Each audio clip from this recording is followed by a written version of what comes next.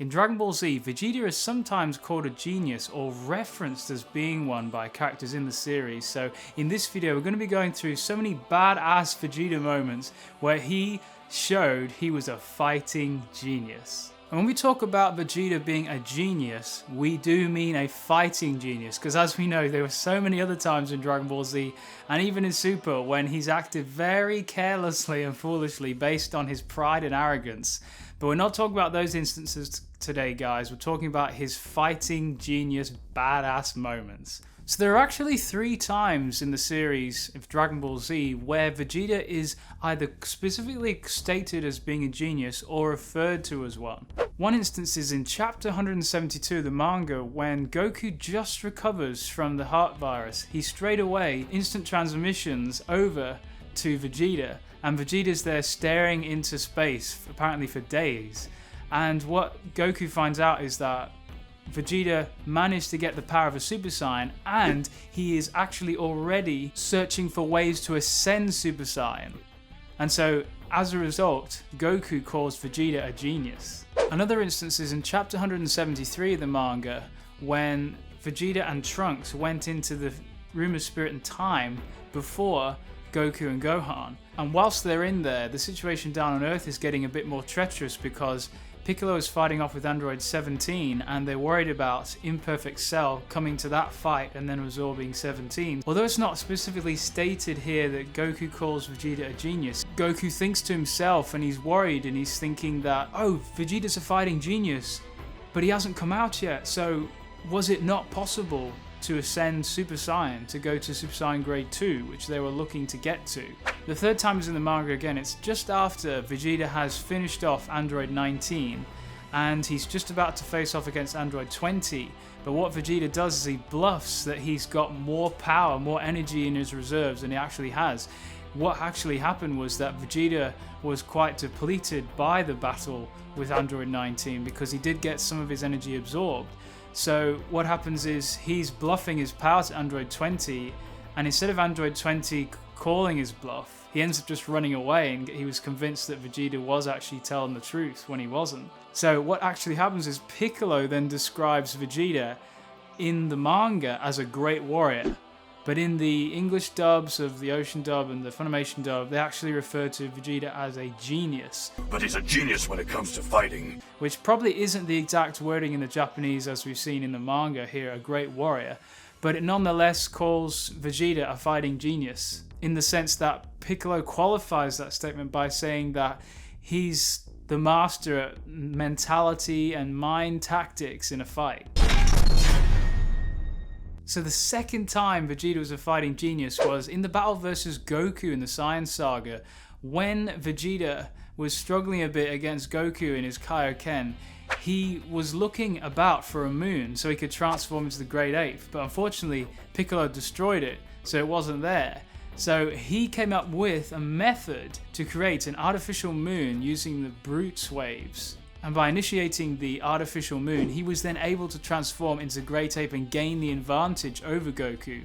On a side note, guys, consider subscribing to us if you're into Dragon Ball, and hit the bell so you don't miss any uploads. And actually the best way to stay notified is by following me on Twitter, as sometimes YouTube notifications are lazy like Beerus. Vegeta learnt how to sense ki from battling Goku and the others on Earth. So before this, Vegeta had solely relied on scouters for sensing power levels. But due to this battle, he learnt very, very quickly how to sense power levels for himself like the Earthlings were. So that was amazing fighting ability, but then he also qualified it further, because what he then did was, instead of relying on scouters once he got back to Namek, he used cunning tricks and his mind to think of ways to use this new ability of sensing power levels to lure out his opponents one by one, and his opponents were Kui, Dodoria and Zarbon, and these 3 warriors were actually stronger than him, especially so together, but separately at the start Kui and Dodoria weren't more powerful. Zarbon was still, but we'll get into that later. Of course, now we come to the Zenkai ability, which we're just hinting at with Zarbon. So he got utterly thrashed by Zarbon, nearly just to the point of near death. But of course, then he knew of this ability for him to gain stronger, so he actually welcomed being driven to the point of near death, so he could then heal properly and then become way stronger and get a Zenkai boost. And of course, this led to Zarbon's utter defeat and destruction at the hands of Vegeta.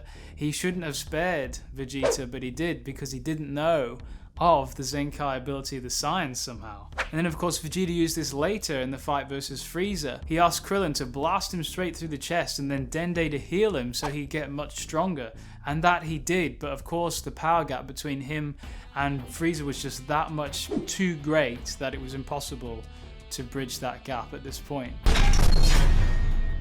In the fight against the Ginyu Force, when Gohan and Krillin were fighting Guldo, Vegeta used Krillin and Gohan's battle with Guldo as a distraction to Guldo, and then savagely finished off Guldo in a rather unsporting way. But of course, it was his sheer fighting genius to see the exact moment to strike. And this was just one instance of Vegeta showing his ability to perfect his timing of his attacks.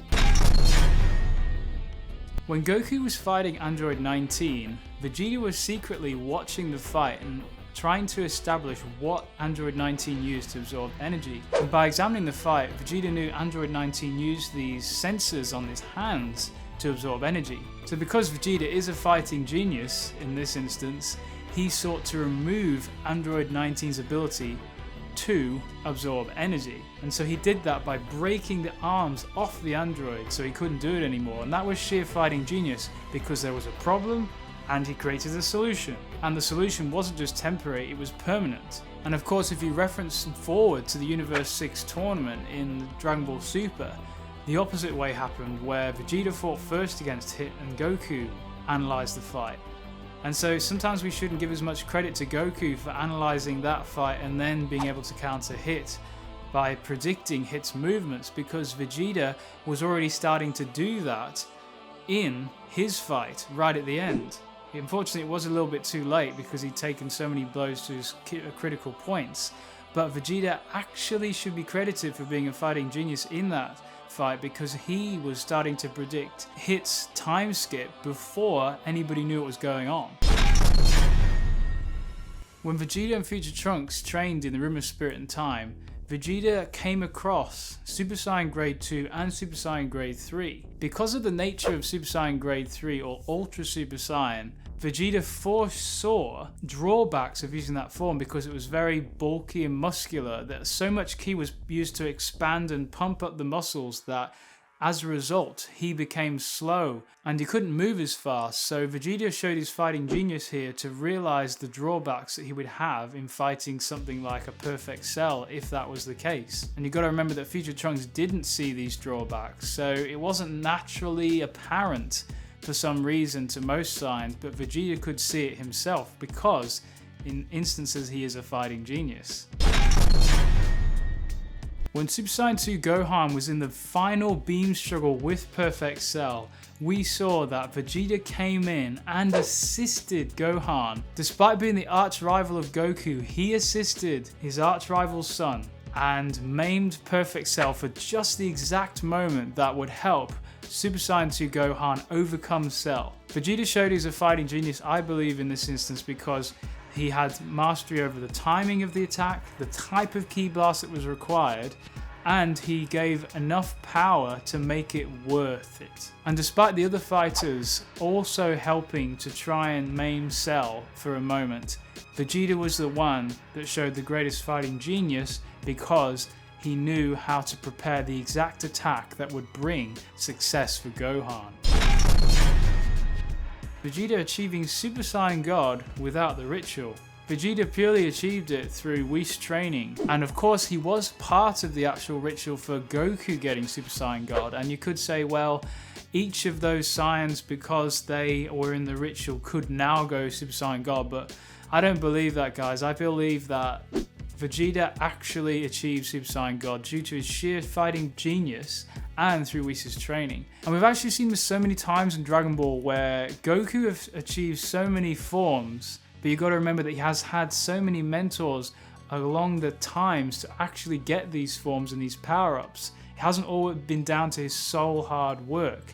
Whereas Vegeta, he's done nearly just as well as Goku, but he's only ever had one mentor, and that is Whis himself. You could say that in his past, way back, he had his father, King Vegeta, or something like that. He solely got mastery of these things by his own efforts alone. So I believe he is a fighting genius in that respect, and has the edge over Goku in some ways.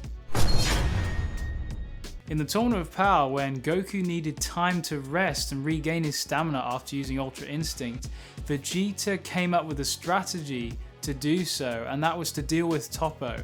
Now Toppo became the god of destruction, he manifested, he fully powered up, and then what happened was Vegeta, he powered up himself into that Super Saiyan Blue evolution form, and he went about specifically cancelling Toppo's energy of destruction by putting all his powerful ki into his fists and then punching through those energy of destruction balls right at the exact moment to obliterate them and to dissipate them into nothingness. And then finally, to end the fight with Toppo, he used the final explosion, and to everyone's surprise and amazement, Vegeta had figured out a way of self-detonating almost all his ki without killing himself. So this showed that he had improved vastly from the Buu arc, and that he was a real fighting genius in this moment to prepare that in the moment to deal with the enemy in the best way possible. And as a result, he fully eliminated Toppo. Now this last instance involves something more recent in Dragon Ball Super, and that is in the Moro arc. So as we know, Goku and Vegeta had no luck fighting Moro on Namek, New Namek that was, and they were getting defeated many times in a row, and nothing was working because of all Moro's hacks and power-ups and abilities. So Vegeta realized that strength alone in this fight was not going to achieve anything because of Moro's hacks. So he took the initiative, he used his fighting brilliance and genius to go to somewhere to get abilities like no other mentor could teach him. And so he thought, I'll go to Yardrat because I saw that Goku or Kakarot had got some really interesting techniques from that planet. So he set the course for there, and then he specifically asked the Elder Paibara to give him a technique, teach him a technique that would overcome Moro. So I feel like Vegeta envisioned something very useful and practical in terms of a solution to defeating Moro as a villain, and then he fully acted on it and went there and learnt what he needed to learn to fight and repel Moro. And the techniques he learnt, of course, was the Force Spirit Fission. And by the way, guys, if you haven't seen the video, I did a full video explaining that technique, and you can watch it up here in the corner. And it's going to really help you to understand exactly what Force Spirit Fission is. So definitely go check that out. But he also learnt the healing technique as well, I believe, because Elder Paibara wouldn't have demonstrated it to Vegeta otherwise, and he said it was high level stuff, and yet Vegeta picked up Force Spirit Fission. So I believe that Vegeta learnt the healing technique as well, and of course he learnt the instantaneous movement as well. So, you know, he learnt quite a few things on Yardrat. And that just shows that he's a sheer fighting genius, because there was a massive problem of beating Moro, and he came up with a potential solution and acted on it fully. And then when he arrived on Earth, of course, Force Spirit Fission worked completely. It was the exact thing they needed. So Vegeta outshone Goku in this arc. Goku was all just about hammering strength and increasing his strength, whereas Vegeta thought, we need something new, we need something brilliant, utterly brilliant to defeat this villain. And then finally, of course, I want to mention how Vegeta's character progression has gone from the start of Dragon Ball Z now into Super. Now, of course, Vegeta being a prince with a very high potential power level at his birth, he was naturally very gifted in all things ki and fighting, so he didn't ever have the understanding about how training could be so useful to improving one as a fighter. So I want to highlight that Vegeta actually progressed from someone who was very set in his ways due to his upbringing to someone who is very willing to be flexible and change his methods to become a better warrior. So guys, to end the video, I know there's so many times in Dragon Ball Z and Super where you could say Vegeta's been so careless and stupid, of course, you know, particularly with Cell and the Cell arc and all those kinds of things. But in this video, I just wanted to highlight Vegeta's badass moments, his moments of fighting genius. So hope you guys enjoyed this video, and I thank you for watching it. Oh, and if you missed it as well, guys, check this video up in the corner. Go and watch it now.